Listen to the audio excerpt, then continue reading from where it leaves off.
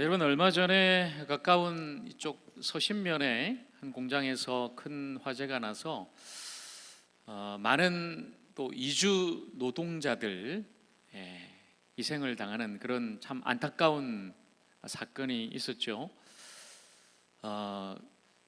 또 최근에 제가 뉴스를 보니까 안타까운 한 소식이 있었는데, 잠깐 제가 영상으로 그 뉴스를 여러분께 먼저 보여드리겠습니다.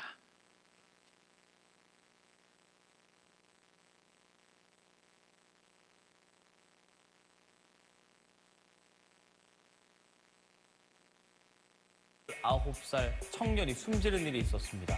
이 청년이 생전에 기록했던 메모장이 공개돼 안타까움을 더하고 있습니다. 다른 언어 공부하기, 내가 하고 싶은 게 무엇인지 생각해보기 등 삶에 대한 목표가 빼곡하게 적혀있는 메모장입니다. 그 외에도 카메라 배우기, 악기 배우기 등 취미에 대한 목표도 정성스레 나열했는데요. 지난 16일 전주의 한 제지공장 설비실에서 19살 청년 노동자 A씨가 기계 점검을 하다 숨졌습니다. 유족 측은 A씨가 홀로 작업을 수행한 점 등 안전수칙이 명확히 지켜졌는지 의문을 제기하면서 진상규명을 촉구하고 있습니다. 또 A씨가 생전에 남겼던 메모장을 이렇게 공개한 건데요. 이 메모장의 내용이 여러 온라인 커뮤니티로 퍼졌고, 여기에 그려진 열정적인 사회초년생의 모습에 고인의 죽음이 더 안타깝게 느껴진다는 반응이 잇따랐습니다. 자, 이 19살 꿈 많은 청년이 갑자기 사고로 이제 세상을 떠나게 됐는데, 그 청년이 남긴 메모장을 보면 그 청년의 꿈이 다 담겨져 있는 거죠. 내가 앞으로 이렇게 하겠다, 뭘 하고 싶다, 다양한 자신의 어떤 꿈과 계획, 소망을 담아 그게 기록해놨고, 한 시간도 보니까 허투루 쓰질 않았어요. 오늘 하루를 살 때도 몇 시부터 몇 시까지는 이렇게 하고 일하고 공부하고 준비하고, 그리고 내가 몇 년 안에 빨리 4천만 원을 만들어 놓겠다, 저금해서 저축도 하고, 그런 여러 가지 인생의 큰 꿈들을 잘 세워놓고 열심히 일하던 그 청년이 갑자기 하루아침에 안타깝게 사고로 그만 세상을 떠나고 말았죠. 저 청년의 죽음을 보면서 생각을 해봤어요. 야, 청년은 내일을 생각하고 준비를 했을 테죠. 먼 훗날을 생각하며 계획을 세웠을 거예요. 근데 그날이 자신에게 오질 않았다는 거예요. 그렇다면 저와 여러분, 내일이 과연 우리에게 올까요? 예, 우리는 당연히 내일 아니면 뭐 한 달 뒤, 1년 뒤, 10년 뒤 생각하면서 우리는 살고 계획을 세웁니다. 그러나 아무도 모른다는 거예요. 내일로 미루지 말자. 바로 오늘 우리가 살아야 되는 거예요.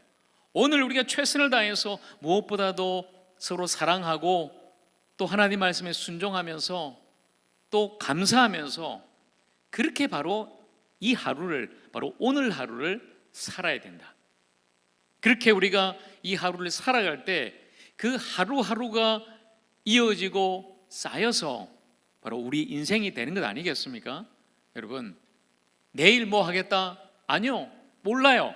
그러니 바로 오늘 여러분, 이 하루를, 하나님께 선물로 받은 이 생명의 날을 가장 열정적으로, 그리고 뜨겁게 감사하며, 무엇보다도 사랑하며 그렇게 살아갈 수 있는 저와 여러분 모두가 되기를 간절히 축복합니다. 여러분, 그게 또 우리가 복음에 합당한 삶을 사는 방법이겠죠. 우리가 로마서를 통해서 지금 복음, 바로 예수 그리스도를 믿음으로 우리가 거듭나고 영원한 생명을 얻고 하나님의 자녀되는 그 복음을 우리가 듣고, 또 그 복음에 합당한 삶을 사는 그 길을 우리가 지금 찾고 있습니다. 로마서 12장을 통해서 우리가 세 번에 걸쳐서 말씀을 나눴어요. 첫째는 하나님과의 관계 속에서 내가 하나님께 산 제물로 나 자신을 드려야 된다. 그게 바로 영적인 예배인 것이죠. 그리고 여러분, 교회 생활에 있어서는 성도 간의, 성도와의 관계, 제일 중요한 게 뭐예요, 여러분? 사랑이었죠. 사랑, 형제 사랑이에요. 그리고 지난주는 더 확장해서 사회생활요. 사회생활은 이웃과의 관계입니다. 이웃과의 관계 속에서 우리가 해야 될 것은 다르게 살아야 된다. 세상 사람들과는 다르게 오히려 원수를 사랑하고 또 선으로 악을 이기며 살아야 된다. 자, 이걸 우리가 함께 나눴는데요. 여러분, 이렇게 사는 것 참 쉽지 않습니다. 제가 이 말씀을 준비하면서 이재철 목사님 책에서 이런 내용을 봤어요. 한 교회 권사님이 남편이 갑작스럽게 새벽에 길을 가다가 뺑소니 사고를 당했어요. 남편이 갑자기 돌아가셨어요. 그리고 그 범인을 나중에 잡았어요. 운전자가 구속됐습니다. 그래서 그 가해자 운전자의 부인이 이 권사님을, 남편을 잃은 이 권사님을 찾아와서 합의를 종용하는 거죠. 합의해 주세요. 우리 남편 지금 구속됐는데, 그리고 합의금으로 300만 원을 내밀었답니다. 그런데 이 권사님이 너무 화가 난 거죠. 지금 갑자기 남편이 세상을 떠난 것도 너무 힘든데 범인은 처음에는 그죠? 도망가 버렸고, 근데 가족이 찾아와서 빨리 합의해 달라고 300만 원을 내미니까, 만약 당신이라면 그렇게 합의해 줄 수 있겠습니까? 라고 이야기하고 돌려보냈대요. 그런데 어느 날 이제 그 권사님이 목사님의 이제 말씀을 듣다가 어떡할까 고민을 하고 찾아와서 물어봤어요. 목사님, 어떻게 하는 게 좋을까요? 그때 이재철 목사님이 그 권사님한테 이렇게 말씀하셨답니다. 참 인간적으로 볼 때는 용서하기 힘들죠. 합의는커녕 너무너무 힘들겠죠. 그렇지만 우리가 믿는 하나님 때문에, 우리를 사랑하셔서 자신을 내어주신 예수님 때문에 용서할 수 있어야 합니다. 그리고 권사님, 돈을 생각하지 마시고 합의해 주십시오. 그리고 꼭 그 이야기는 하십시오. 내가 진짜 이거 용서 합의가 안 되는데 예수님 때문에 내가 합의해 줍니다. 그러니 당신도 인생 살다 보면 누군가한테 정말 용서할 수 없는 그런 때가 올 거예요. 그때 바로 지금을 생각하시고 꼭 예수 믿으십시오. 예수 믿으십시오. 그 이야기를 하라는 거예요. 그리고 하나님께 맡기라고 권사님께 권면을 했답니다. 갑자기 남편이 돌아가신 거 너무나 힘든 일이지만 이 일에도 분명히 하나님의 역사가 있을 거니 권사님 합의해 주시고 하나님께 맡기십시오. 자, 여러분, 이게 바로 세상과 다른 성도의 삶이에요. 얼마 전에 여러분 유명한 축구 선수 손흥민 선수의 아버지가 그 가르치는 그 학생을 폭행했다고 해서 지금 고소를 당했어요. 그리고 고소한 그 사람이 합의금으로 5억을 요구했다고 그러잖아요. 맞는지는 모르겠습니다만, 여러분, 세상은 그래요. 그렇지만 예수 믿는 사람은 달라야 되지 않겠습니까? 세상과 완전히 다른 복음으로 사는 삶, 바로 그 삶이 성도의 삶이지 않겠습니까? 힘들고 어렵지만 저와 여러분이 지금 계속 복음을 듣고 복음을 알고 있으니까 이제 우리가 진정으로 복음에 합당한 그런 삶을 살아갈 수 있기를 간절히 소망합니다. 자, 오늘 이제 13장으로 들어가서요, 이제 더 확장되는 말씀이에요. 굉장히 성경의 난해한 구절입니다.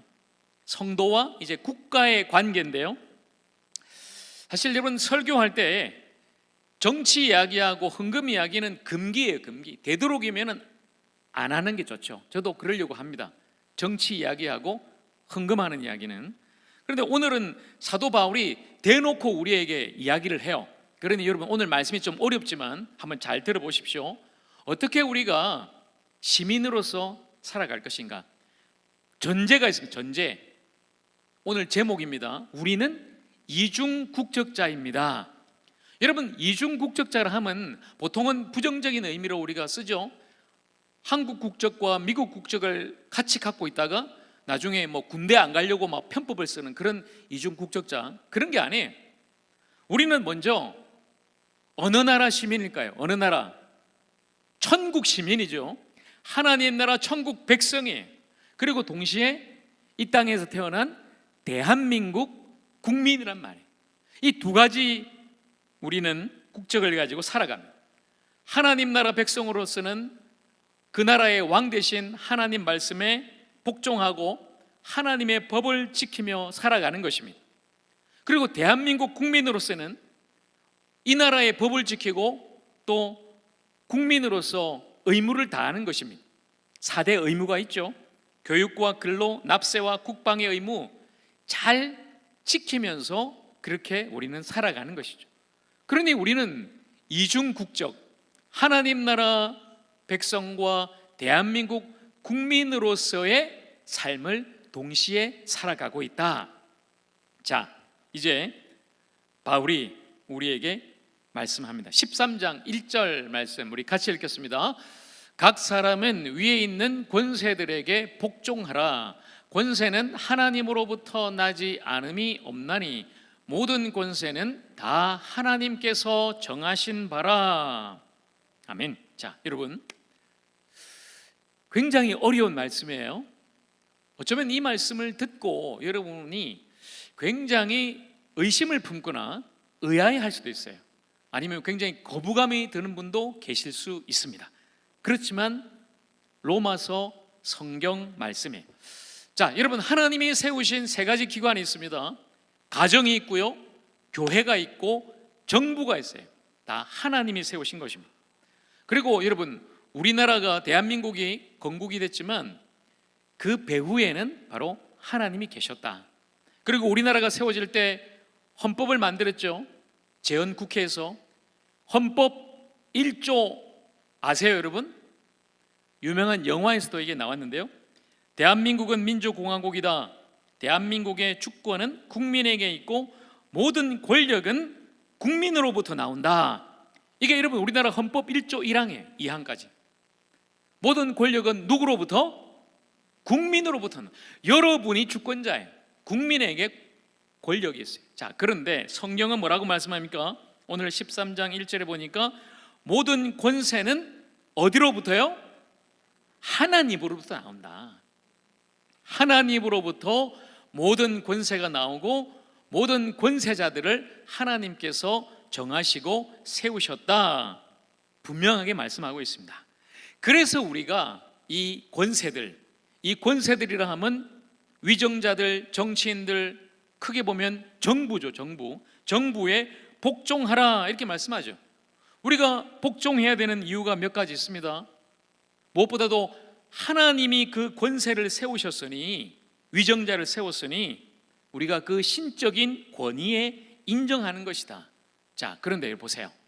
지금 이 로마서를 사도 바울이 기록했는데 그 당시 권세자들, 위정자, 정부는 누구일까요? 로마 정부고 그 당시 위정자는 네로 황제, 아주 악명 높은 예수 믿는 사람들을 박해하고 죽이는 사람이었어요. 그런데도 불구하고 지금 바울은 그 권세자들에게, 그 정부에 복종하라고 말씀하는 거죠. 네로 황제 때문에요? 아니요. 그 권세 위에 있는 하나님을 인정하는 거예요. 그리고 오늘 말씀에도 보니까 그 권세자들이 잘못하면 심판할 수 있다. 그러니까 복종해야 된다는 거예요. 칼을 가지고 있다는 게 뭐예요, 여러분? 공권력이 있다는 거죠.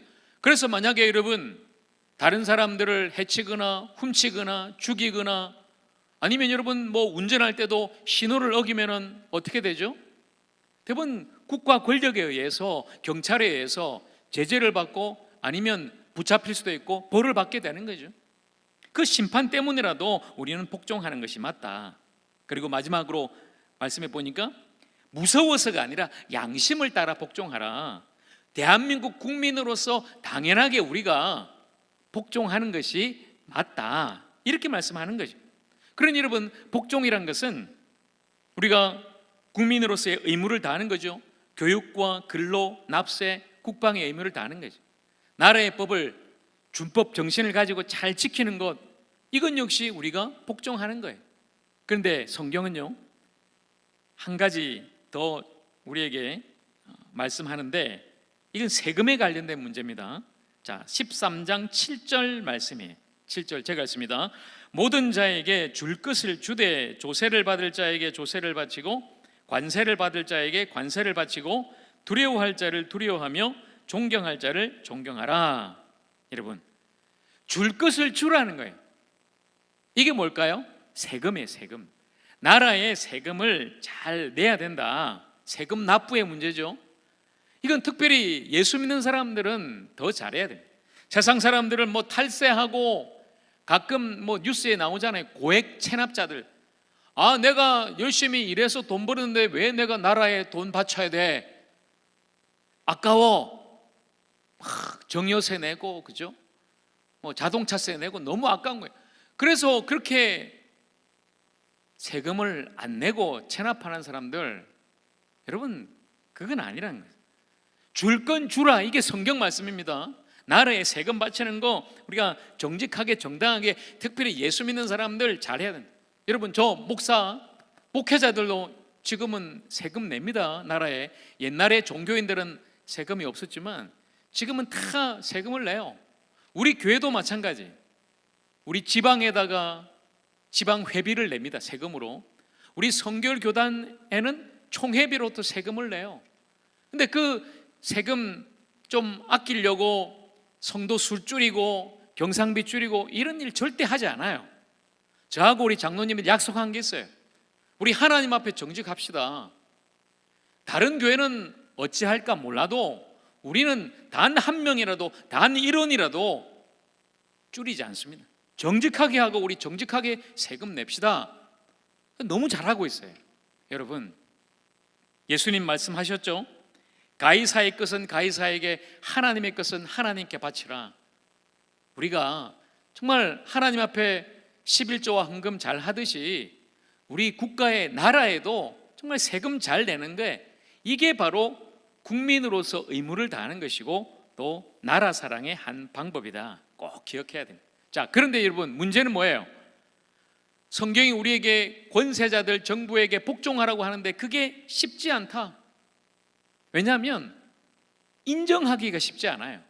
목사님, 저는 지금 우리 대통령 안 찍었는데요? 지금 우리 이 지역의 국회의원 안 찍었는데요? 그러니 나 인정 못해요. 지지 못해요.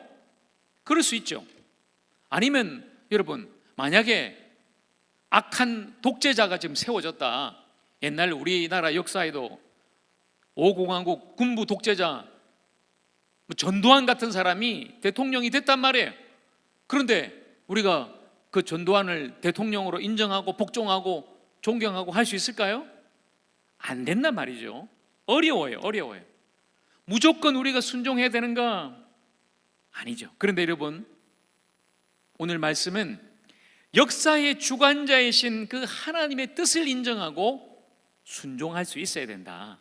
자, 그런데 하나님의 법, 하나님의 나라와 만약에 정부, 이 나라의 법이 상충되고 부딪힌다. 쉽게 말하면 만약에 나라에서 이런 법을 만들었다 칩시다. 앞으로 절대로 교인들은 밖에 나가서 예수 믿으라고 전도할 수 없습니다. 노방 전도하다가 걸리면은 벌금 아니면 징역 삽니다. 아니면 앞으로 어떤 뭐 지난번 팬데믹처럼 어려움이 있을 때 절대 교회 모이지 마세요, 예배 드리지 마세요, 이런 법이 있다. 자, 여러분 어떻게 하실래요? 나라법이 그런데 어떻게 하시겠어요? 나라법이 교회 가지 마세요, 전도하지 마세요, 예배 드리지 마세요, 그렇다면 여러분 그 법에도 순종하시겠습니까? 자, 이게 어려운 문제죠. 어려워요.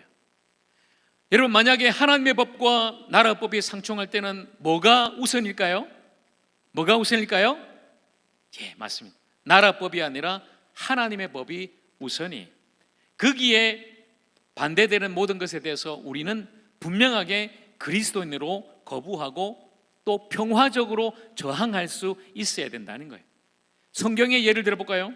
자, 사도행전 4장 18절에서 20절 말씀입니다. 제가 읽겠습니다.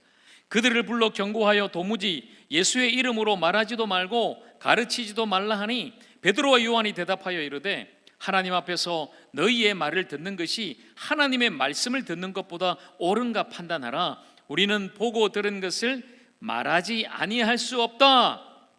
자, 베드로와 요한이 말씀을 전하고 병자를 고쳤어요.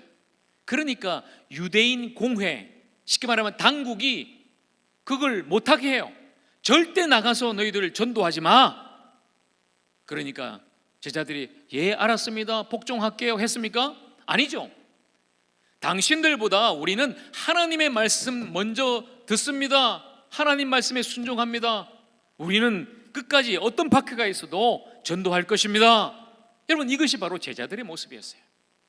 또한 구약에 보면 여러분, 다니엘과 세 친구들 나오잖아요.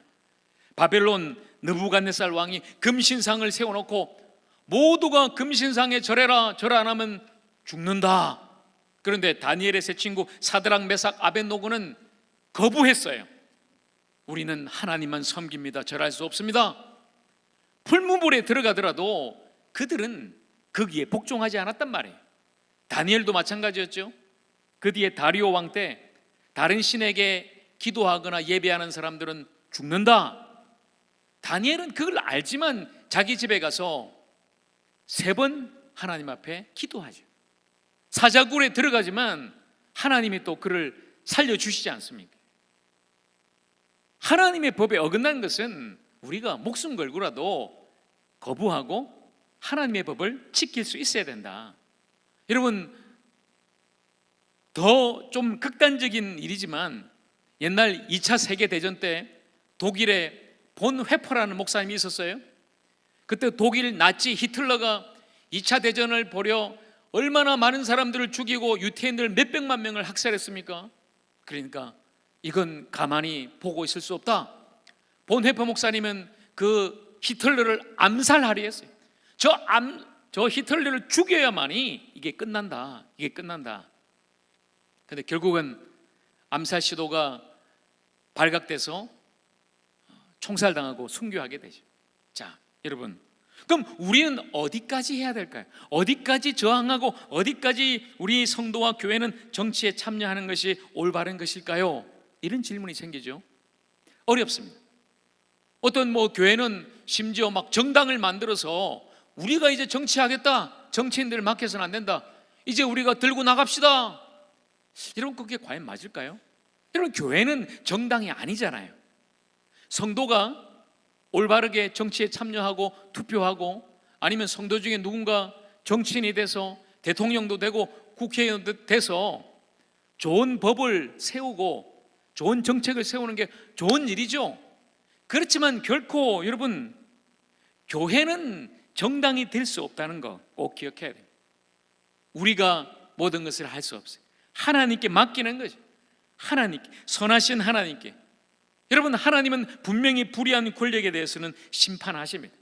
역사적으로 그래 왔어요. 성경에도 보면 그 당시 바벨론 느부갓네살 왕, 벨사살 왕, 여러분, 천하를 호령하던 그 왕들도, 이 악한 왕들도 나중에는 다 하나님의 심판을 받게 돼요. 심판을 받게 돼요. 그러니 여러분, 하나님이 그냥 내버려 두시지 않는다는 거예요. 그 악한 왕들, 독재자들, 우리가 볼 땐 왜 저런 왕들이, 저런 지도자들이 세워졌는가 하지만 역사를 주관하시고 다스리는 하나님은 반드시 하나님의 때에 하나님께서 선하게 역사하신다, 심판하신다. 그런데 여러분, 지금 권세자들, 위정자들 똑바로 해야 되지 않겠어요? 똑바로 해야 되죠. 그들의 입장에서는 오늘 보세요. 오늘 말씀에 비춰보면 저는 이 로마서 13장을 우리나라 모든 위정자들 또 정치인들이 좀 읽고 깊이 이 말씀을 묵상했으면 좋겠는데요. 나는 과연 내가 정치인으로 과연 하나님의 일꾼이 되고 있는가? 여러분, 하나님의 일꾼이라 하면 다 하나님을 믿으란 말이 아니에요. 교회 다니지 않아도 괜찮아요. 하나님의 일꾼이란 말은 하나님께서 그들에게 부여하신 그 권력을 올바로 잘 사용하는가? 하나님이 주신 이 권력과 힘으로 정의와 공의의 나라를 만들어가고 있는가? 여러분, 이게 위정자들의 의무가 아니겠습니까?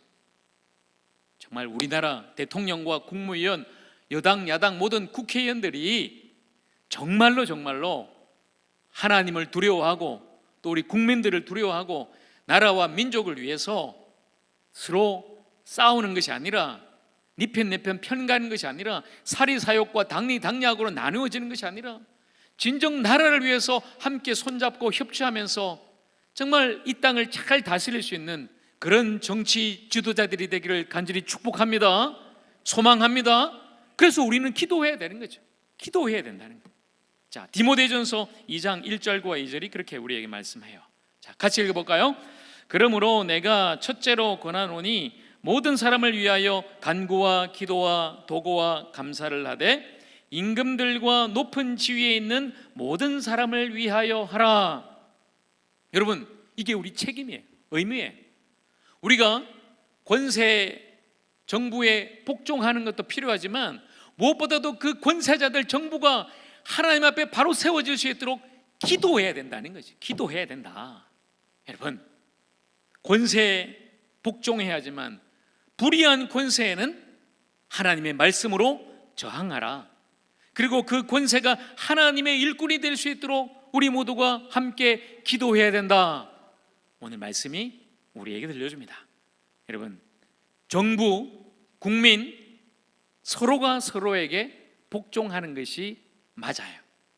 국민으로서 우리는 대한민국 국민으로서 대한민국 정부에 복종해야 하지만 정부는요, 우리 국민에게 민심 앞에 복종해야 되는 거예요. 민심을 이길 수는 없는 거예요. 그래서 정치인들이 투표만 끝나면 왜 그렇게 그냥 바뀌는지 모르겠어요. 정말 초심을 잃지 말고 정말 국민 앞에 겸손하고 더 낮아진 마음으로 이 나라와 민족을 위해서 정말 헌신할 수 있는, 충성할 수 있는, 우리 국민 앞에 복종할 수 있는 그런 정부, 그런 정치인이 되기를 원하고요. 우리도 정말 이 정부가 더 나라와 민족을 잘 섬기는 그런 정부와 지도자들이 되도록 함께 기도할 수 있기를 간절히 소망합니다. 여러분, 이제 오늘 말씀을 정리합니다. 여러분, 우리 예수 믿는 사람 성도는 이중 국적자예요. 하나님의 백성, 천국 백성으로 살아가고 또한 대한민국 국민으로 우리가 살아가는 것입니다. 무엇보다도 여러분 모두가 하나님 나라 시민으로 왕 대신 하나님의 말씀을 잘 듣고 복종하고 예수님을 따라가며 성령의 이끄심 따라서 놀라운 생명의 일들을 해나가시는 정말 복된 천국 시민들이 다 되기를 간절히 축복합니다. 그리고 우리가 대한민국 국민으로서 우리 모두가 함께 정부를 잘 따르고 그리고 우리가 복종할 만한 좋은 정부가 되도록 함께 기도하며 그렇게 살아가십시다. 성도는 천국으로 가는 순례자이면서 동시에 대한민국 국민으로 좋은 시민이 되어야 된다는 것을 우리 모두가 다시 한 번 더 꼭 기억하고 정직하고 선한 이중 국적자로 살아가는 것, 바로 이것이야말로 복음에 합당한 성도의 삶이라는 것을 다 함께 오늘 다시 한 번 더 우리의 심령에 간직하면서 그렇게 살아갈 수 있는 저와 여러분 모두가 되기를 우리 주님의 이름으로 간절히 축원합니다. 기도하겠습니다.